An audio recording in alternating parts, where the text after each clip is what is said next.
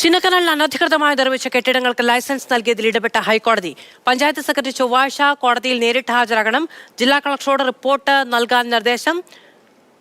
വായിക്കാൻ കഴിയാത്ത രേഖകൾ കോടതിയിൽ ഹാജരാക്കിയതിന് ഇടുക്കി ജില്ലാ കളക്ടർക്കും കോടതിയുടെ വിമർശനം. ചിന്നക്കനാലിൽ പഞ്ചായത്ത് വിജിലൻസ് അന്വേഷണം തുടങ്ങിയെന്ന് സർക്കാർ വ്യക്തമാക്കി. ബിനിൽ വിവരങ്ങളുമായി ചേരുകയാണ്.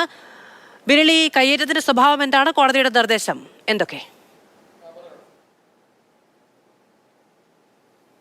മധു, ഇടുക്കി ജില്ലയിൽ വ്യാപകമായ കയ്യേറ്റം ഉണ്ടാകുകയും അനധികൃത കെട്ടിട നിർമ്മാണങ്ങൾ നടക്കുകയും ചെയ്തിരുന്നു. അത് അന്ന് മാതൃഭൂമി ന്യൂസ് പുറത്തു കൊണ്ടുവന്ന ഒരു വാർത്തയാണ്.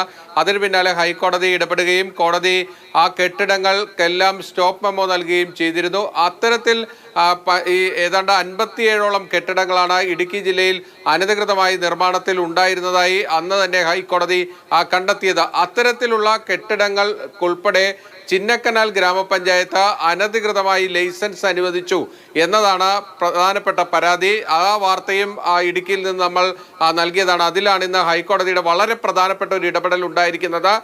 ചിന്നക്കനാൽ ഗ്രാമപഞ്ചായത്ത് സെക്രട്ടറിയോട് ചൊവ്വാഴ്ച എല്ലാ രേഖകളുമായി നേരിട്ട് ഹാജരാകാൻ കോടതി ആവശ്യപ്പെട്ടിരിക്കുകയാണ്. ചിന്നക്കനാൽ ഗ്രാമപഞ്ചായത്ത് സെക്രട്ടറിയുടെ നടപടിയിൽ കോടതി സംശയം രേഖപ്പെടുത്തുകയും ചെയ്തിട്ടുണ്ട്.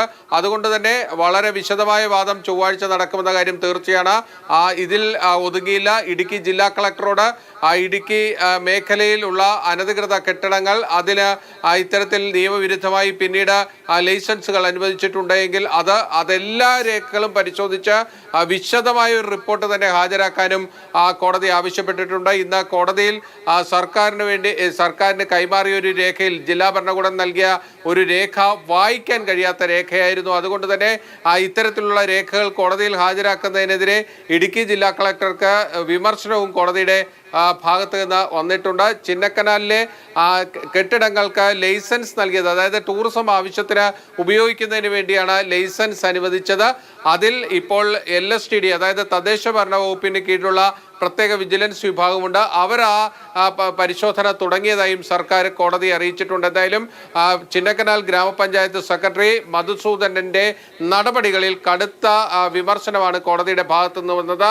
ആ നടപടികളിൽ കോടതിക്ക് സംശയവുമുണ്ട്. അതുകൊണ്ടാണ് പഞ്ചായത്ത് സെക്രട്ടറിയോട് നേരിട്ട് ഹാജരാകാൻ ഹൈക്കോടതി ഇപ്പോൾ നിർദ്ദേശിച്ചിരിക്കുന്നത്. അനധികൃത കെട്ടിടങ്ങൾക്ക് ലൈസൻസ് നൽകിയതിലാണ് ഹൈക്കോടതിയുടെ ഇടപെടൽ ഉണ്ടായിരിക്കുന്നത്.